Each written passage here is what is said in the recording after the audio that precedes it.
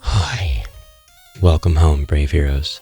I'm Ash. This is AshQuest. And you probably remember, some time ago, a video I did on Black Friday and how there were many games from Steam Forged Games slashed in price. One such game was BARDSUNG, Legend of the Ancient Forge. The game normally retails at about 200 USD, which I would probably never be interested enough to pay, and sometimes goes on sale for around 100 USD, which I believe to be a great valuation for the game.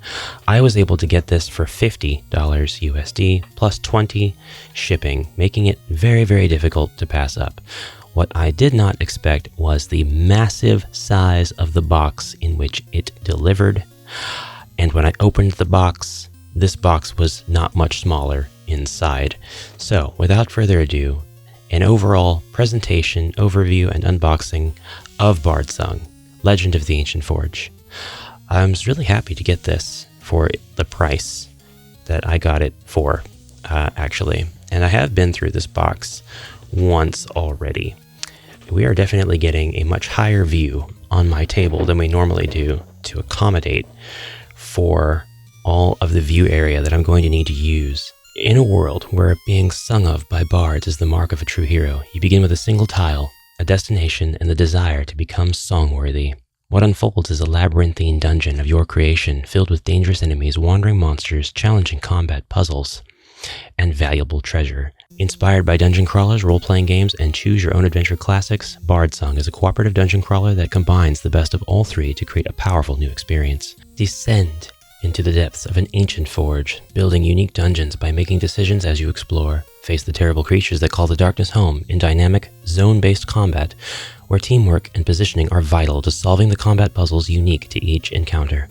As you progress, level up your character using a classless path system to create a bespoke hero worthy of song. As I read all of this, you can kind of see that there are a myriad of miniatures, and the details of the game listed in the upper right corner boast 68 highly detailed plastic miniatures inside. That is a lot, but what you are seeing here, this greater demon with the 120mm base, that is absolutely massive in this box. We've also got 32 different enemy models, a gigantic demon, 5 unique heroes, 900 cards, yay, full set of RPG dice, which there's 10 dice, 20 combinable dungeon tiles. Card decks evolve based on your choices, changing your experience each time you play. Discover multiple endings and uncover the true story. Classless path system. Build the hero you want your way from 5 unique skill paths. Includes solo play mode. The immersion of role-playing games meets the elegance of board game mechanics in an epic 50-plus hour campaign. So, there's a little bit more to see back here, but I would rather turn this box about carefully because it's massive and I don't want my equipment shaking all over the place. By the way, this box is really well made. It is like double insulated on the bottom and in the corners on the inside. The box lid is actually here, but the walls of the lower half extend all the way to the top. There's nothing on the inside of the box. You are hit with the smell of newly printed cardboard materials immediately, and this is what we are met with when we first open the box. Inspire the songs, live your legend, become BARDSUNG. The only complaints I have really heard on this game are the grindiness and the amount of steps per phase. There's probably a complexity here that I may not prefer in my dungeon crawlers, but at $50, I'm really willing to give it a try. There's just no reason not to for me at some point when I have the time. We have a nice key here with zone lines separating the zones across, spawn points, portals, and secret passages, and each of the tiles shown, as well as how these lines are drawn on the tiles and when potential portals, spawn points, and secret passages.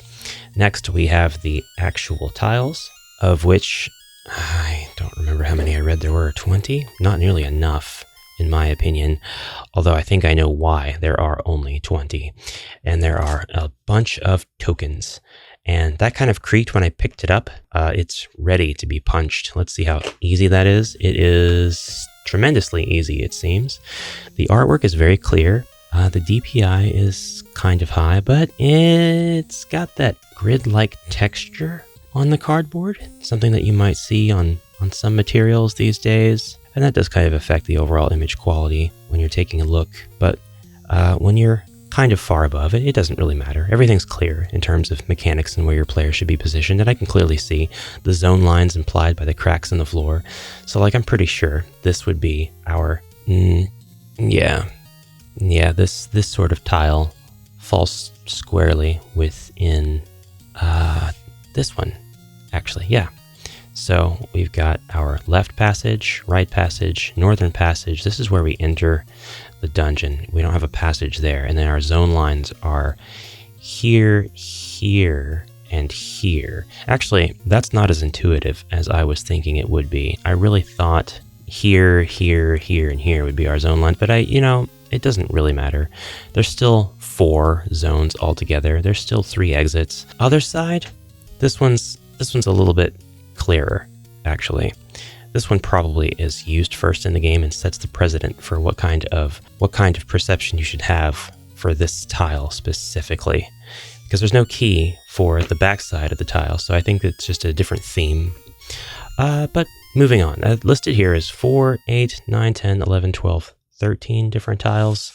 We know that we have more than 13 tiles, so surely we have some doubles of tiles that will be used in different dungeons. In other places, our zone lines are more clearly marked by this expanding, glowing, hot crystal of lava or light underneath the floors, which becomes water or perhaps some sort of magic that goes through, and that might be our spawn point on this tile. Yes, it is our spawn point. All right, so that's probably enough of that. We've got doors for this, doors on tiles, and I know that we have a door upgrade set.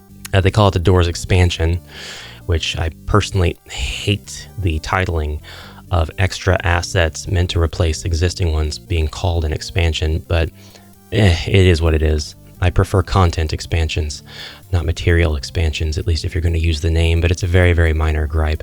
We have images of all of the locked doors and a portcullis, and we have on the opposite side, as you would expect, an open door, so you don't have to fish around for tiles when you open a door. You just got to flip it as per Orc Quest and better dungeon crawlers near you. We have experience point tokens. We have different tokens which, if I had to guess, indicate different statuses for our players. Looks like armor, speedy shoes, a mask, dichotomy mask, an open book, a head with a star in its brain, and a flexing arm. And on the other side, the exact same imagery. Don't worry, I didn't damage anything except for the skeleton of the cardboard itself. We've got another set of such tiles, this time with a +1 modifier added to each one, and we have some candles and a pair of malicious eyes. We've got doors, this time slightly open with magic behind them. We have the ruins of a doorway. We have hands almost clasped in prayer, or at least that's what they look like to me. We have +2 modifiers on these tiles, and we've got doors again open. Broken bridge. I'm here for it. We have +3 modifiers, some sword symbols, a broken heart, what almost looks like a penguin, but is a doppelganger shadow kind of tile symbol. More variations of all the stuff we've just seen, different themes of the same room layouts, tokens with the BARDSUNG logo on them, as well as a harp, poison gas, lava, mushrooms, stairs going down, treasure chests, vines creeping about, broken bones, fire, poison, lots of dangerous hazards. The tiles practically falling right off the bone. You definitely can tell this was cooked in the oven at 350 degrees for 2 hours. We've got skulls and rocks and what appears to be snow. We've got grates poking out of the ground, emitting a horrible stench. We've got rocks spiking upwards. We've got bubbling pools. We've got gold coins worth 5 harps each. We have a cracked orb. We have snow tiles. We have weapons that appear broken. And we have a person who is dizzy from perhaps too much drink. Yet more tiles. These would all be contributing to this sense of many steps complaint that I have seen. The question mark stairs, a tent, players with X's over their eyes. Not sure what that could represent. Dead? But there are 15 of them. Sort of shadow. My shadow can beat up your shadow. It could be entirely wrong. Just the silhouette behind a person is what it kind of evokes to me. More gold coins. More symbology right now with no context other than lucky, blood, bleeding, and over-encumbered perhaps. And then of course, broken-hearted from the breakup. Are these mushrooms? Are they mountains? Is it a pictograph of a road going to trees? Why are there 14 of them? I don't know yet. Levers, traps, and the opposite side. Time tokens this time. And something that actually, I like that a lot. That's the symbol in music that indicates a rest. Broken shield and arrow. All right, that's enough of that. I actually, like I said, have gotten through this board before. I've taken some stuff out, but I put it all back as accurately as I could, as closely as I could to its original configuration. We have something rare here. We have trays that, after you remove them, take everything out, you've got empty trays that are for what exactly? Well, these trays are to store things back in after you get done with the initial unpackaging. And this is not something I could find information for quickly in the manual or how to play. I'm not sure what does go back into these trays exactly. Probably the different tokens that we pop out of those boards, but I'll have to look online for a suitable explanation. We have what look like character save files. We do have 5 playable heroes with this game, and so each one having its own sort of save system. That's really good. This is probably actually used during the gameplay itself, I would guess, because we've got spaces for tokens that can actively be placed. I guess this could be like our little collection of things that we get, the gold tokens and stuff. Here's where our hero card may be, and then we've got inlays off to the side, doubtless where you could place other cards, such as the character's loadout, perhaps their gear, perhaps their abilities or actions. Don't know yet, because I haven't played, but I'm looking forward to seeing how these trays are utilized. Another tray full of minis, and I guess we should actually look at some of these miniatures. Something I want to point out that I really like, they're all already attached to bases, permanently attached to these bases. Now, I know a lot of you are painters, and perhaps you'll find a way to just paint these as they are. Prime the entire figurine and base together. I can't see how that would go wrong, really, so should be just fine. But for those of you who don't paint things immediately like me and just prefer to play out of the box before you get anything done with your artistic skills, the black bases differentiating from the actual mini, that's a really nice touch. I really like it. And yes, I sadly do play a lot of games with lots and lots of gray characters wandering about on the board. These miniatures are, so far, they're detailed for what they are. They don't need to have a higher resolution of detail. Couldn't hurt, but so far they're just fine. They're absolutely fine for what they are. There were a few in here that I really liked.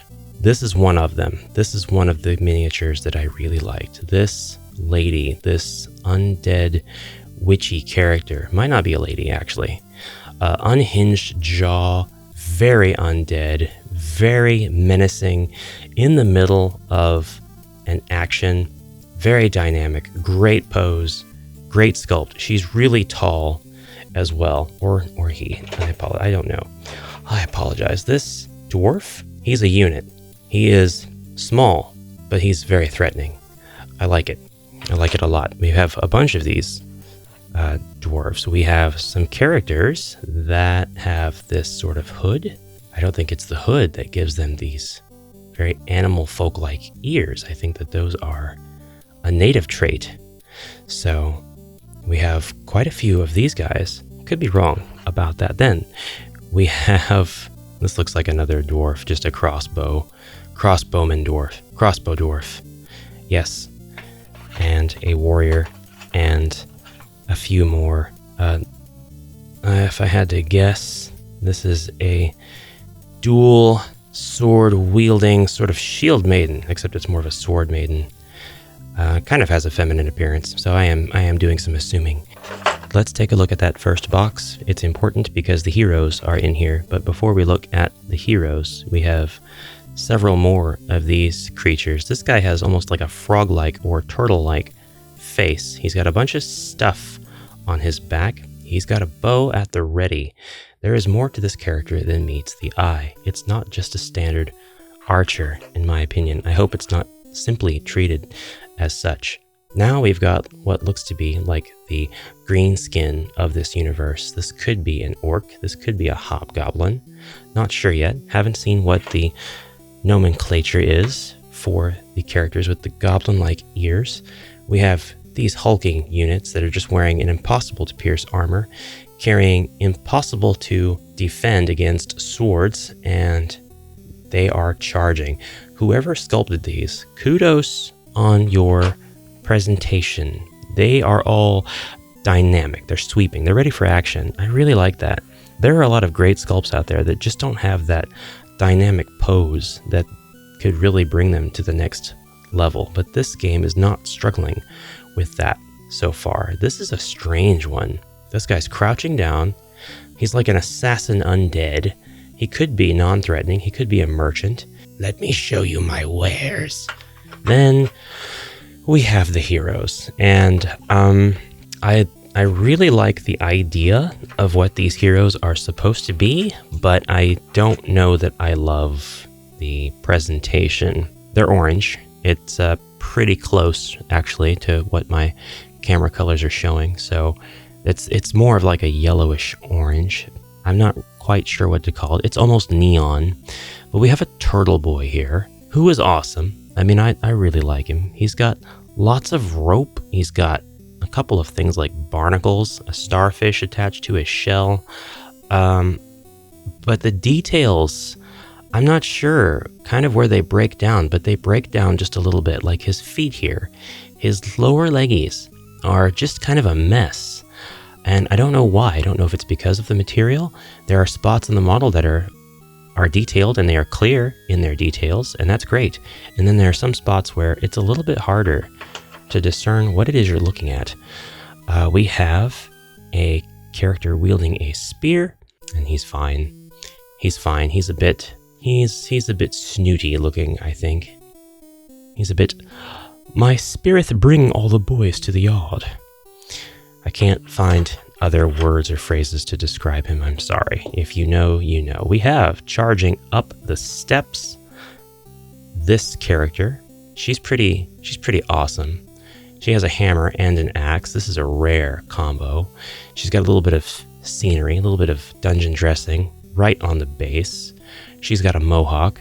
She's pretty cool, but she's a little small for my tastes. Not small in her size relative to her scale, but the scale itself, just a little bit small for my tastes.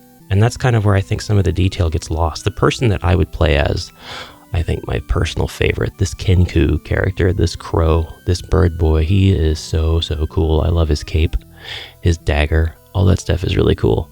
The details of his other arm, though, carrying a second dagger close to chest, that's where things start to fall apart. And it's not terrible, but it's just worth mentioning. And I'm not saying that everybody that plays this is going to see it the same way. This, from the back, looks like it's the best sculpt out of all of them. And turning around, it looks like it is. It looks like this is the clearest sculpt. All of the details translated the best to its physical manifestation. It looks great. You can tell what every square nanometer on this model is supposed to be. And that's how I wish all of them were. They're not all like that, though, to me. All right, we're starting to get to the payload where we reveal the bigger monsters. But let's take a break from miniatures. We have a rule book here. which looks to be a pretty good size. It specifies our heroes, and the classes of hero are Stoneheart, Lightweaver, Dawnguard, Nightfeather, and Wildshell.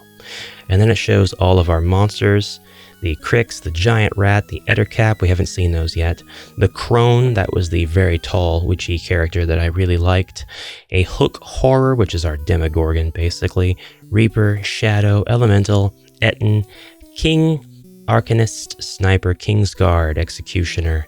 We've got Berserkers, Hunters, Chiefs, Ogres, Reavers, Raiders, and Reaver is the name given to the sort of orc-like character that I saw.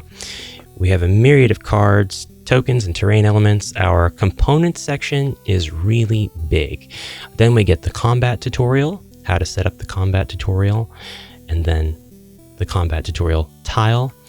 Pretty long combat tutorial, but it looks like it's going to be pretty in-depth. Hopefully it is much clearer than Warhammer Quest's adventure card games tutorial by any measure.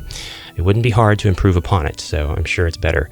The exploration tutorial is next, and then it actually renames itself the encounter tutorial afterwards. So exploration tutorial, the explore action, then preparing for the campaign, setting up full encounters, and what you should do to convert from just the combat and exploration tutorials to preparing for an entire campaign. Very good. Seems pretty clear. Then we have instructions for the end phase as well as the maintenance phase, and then boss encounters. So next we have the adventure book, and I am impressed at the size of the adventure book. It is a book. This is on par with the Warhammer Quest 1995 books. I don't know if this is a staple in modern dungeon crawls. It's the first time I've kind of seen something of this size. This is a lovely, lovely thing to see. One really nice book that you could actually take and display on your shelf, although there's no spine design, which is pretty much a tragedy. But you could keep this out, study it. You have your credits in the front as well as the lore. The contents, very, very easy to navigate. The rules section, scaling for the number of heroes, chapters, nodes, node types, the chapter section, and then chapter 1, in which you are given the, more or less the map of the dungeon. I would imagine the tiles that you draw are going to be not definitive, let's say. Perhaps there are different ways to get to each of the different goals in the game. And it does seem like that is the case based on the description that we read on the back of the box. For example, Chapter 2, the Hobgoblin Encampment, it is also a vague sketch of a map. I think we will have definite tiles that we do use for each of these quests. We'll have things that are outlined for us, saying definitely use tile A, B, or C. Yeah, it does say challenge aspect deck, retrieve cards CO42, 43, 151, blah, blah, blah, and shuffle them into the deck. Battle aspect deck, you have specific cards to shuffle into those. Lost treasure deck, specific cards to put into those. Nothing about the tiles unless these numbers represent the tiles, 2C, 3, 303, and so on. It's not something that I'm knowledgeable about yet, so I'm kind of just speaking about it in an ignorant manner, but it's because I'm giving a first impression.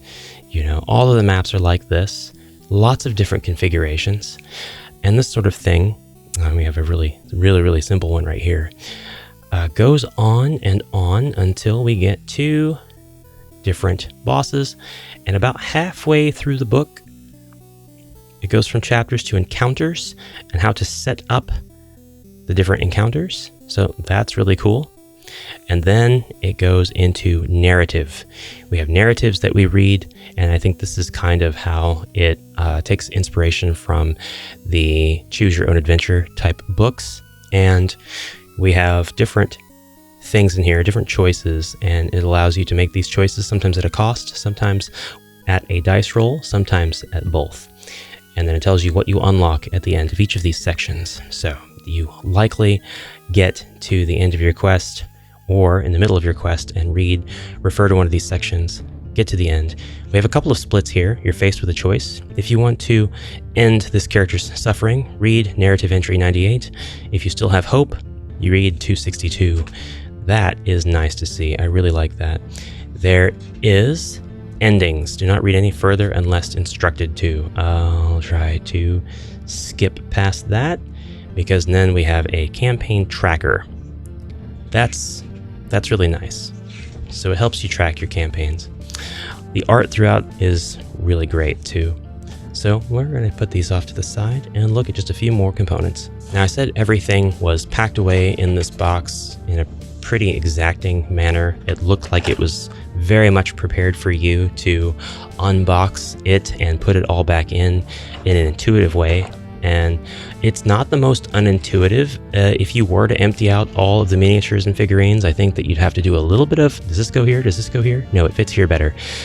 But not as bad as OrcQuest. OrcQuest Warpath is really, really bad about that. They try really hard not to waste any of the space, but all of the cavities in the plastic where you put your miniatures back, they're very specifically shaped, and there's very little sharing of shapes. So a character might only go into one specific area and no other area if you are in the habit of keeping your games exactly as they were when you unboxed them for the first time. The board, be careful with this board. This board is the source of contention amongst critics for this game. This board is described as too damn big. It is an enormous board. And after I get it completely unfolded and on the table, you will probably agree. What you're looking at here is 1, 2, 3, 4 folds, 4.5 folds that are 2 sections large each. 1, 2, 3, 4, 5, 6, 7, 8, 9. Yeah, so it's a 9. This looks like a 12 by 12 tile. It's 9 of these all together. So we're looking at a 36 by 36, which is the same size as Ian Schofield's beautiful dungeon mats, neoprene mat that I have here on my table. This is going to take up the exact same size as that. The difference being my table is 30 by 60. Okay, so I did some measuring and it turns out these board sections are 11 by 11. So the total board size, once you get it completely unfolded to its 9 sections, is 33 by 33. But the difference between my neoprene mat is that it hangs off the edge. It just droops down. There's unplayable surface unless I choose to play the game on it, but it's not mandatory. This board is a work of cardboard. It's going to unfold, and if it hangs over the edges of your table, that's going to be kind of a bad thing. I will say that it does look like there's plenty of space on the board around the perimeter for other things besides the actual dungeon building aspect. I'm not totally sure that it needed a board to have the dungeon building aspect on.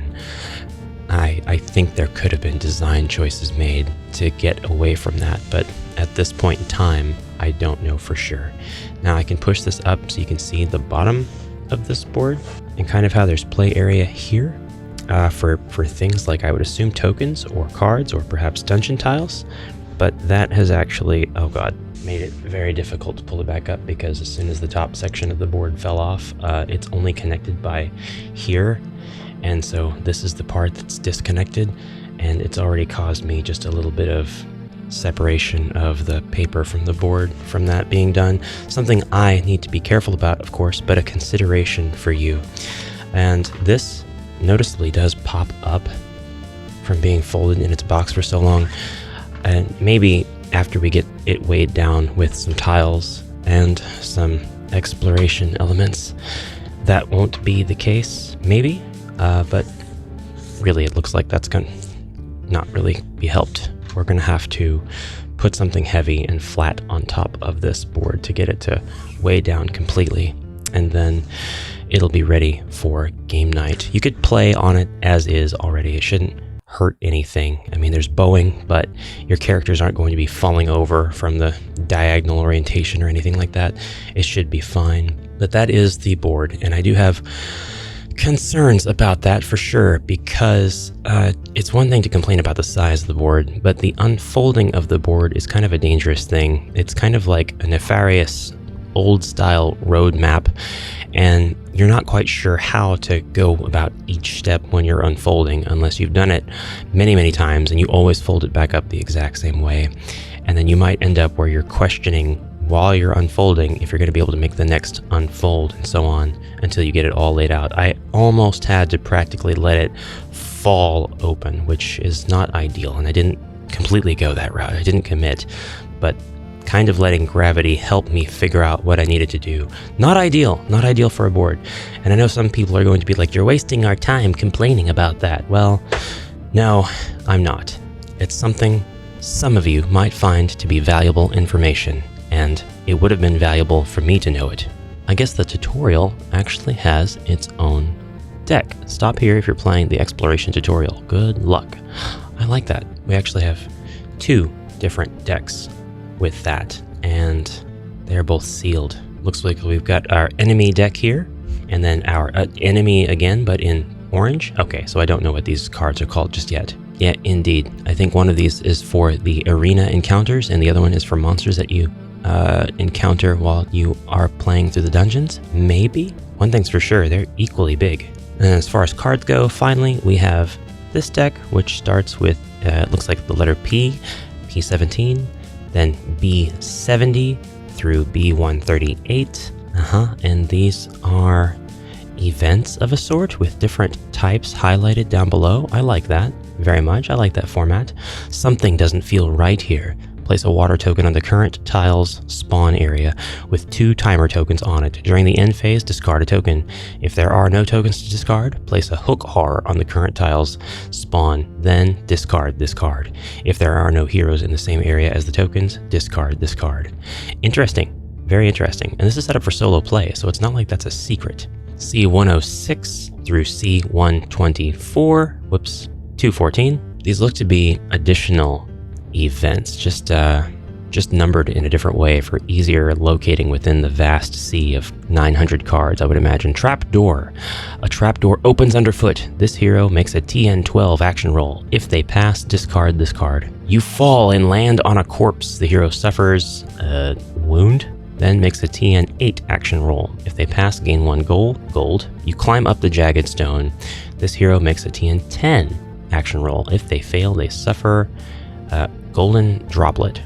So interesting. I think the TN refers to the die that you roll, of course. So like a TN8 would be an 8-sided die. And then you've got your symbol next to that indicating which attribute you are testing against. That's what I think it is. Or I could be wrong, actually, because this one's talking about making a TN15 action roll, and I hesitate to say that this comes with a 15-sided die. But enough about that. We are going to look at the last miniatures and the dice themselves. Okay, and the bottom section of this board is what has the meatiest components. All of the cards were on the left-hand side in a really cool-looking organizational section of the tray. The tray is all one big plastic monstrosity. We've got these 3 chambers which are beveled on the side to allow for easy grabbing and swiping upwards. Don't know what we put in there yet, but it's going to be something simple. Same goes for here. Whenever we've got all of our stuff done and put appropriately in the trays back in the box, they should be really easy to retrieve. That does mean, though, that this tray is part of the gameplay experience or part of the building experience. So, again, you're going to need a lot of room somewhere to play this and to set it up. Now, we've got all of our last miniatures, our bosses and so on down here, the really large creatures, spiders. Why did it have to be spiders? This spider sculpt is really, really good. What I find the hero sculpts lack in, the enemy sculpts more than make up for it. We have this lovely mushroom beast. Oh. I see this now. It's a screaming person carrying a mushroom staff. It's a Siamese mushroom twin, essentially. That is something. That is really something. We have these brutes here. They are ready to spearfish. And those are great bows. Those are ridiculously large Elden Ring bows right there. And of course, this is from Steamforged Games, the exact same company that has the Elden Ring, the board game, product ownership, and they are working on that now as we speak, specifically the boss encounters as of the recording time of this video. And they have a lot of stuff that they've shown pretty vaguely for some things as to avoid spoilers for things like the boss encounters, but they've shown just enough to keep me excited for that game. And seeing these components, these minis, and the attention to some details like the board giving you good access to all this stuff. I love this guy. He's like a living block of cheese. You might say slime. I say, why continue the same old tired trope of gelatinous cube? Make it a cheese cube. And really just paying attention to how the player's time can be respected.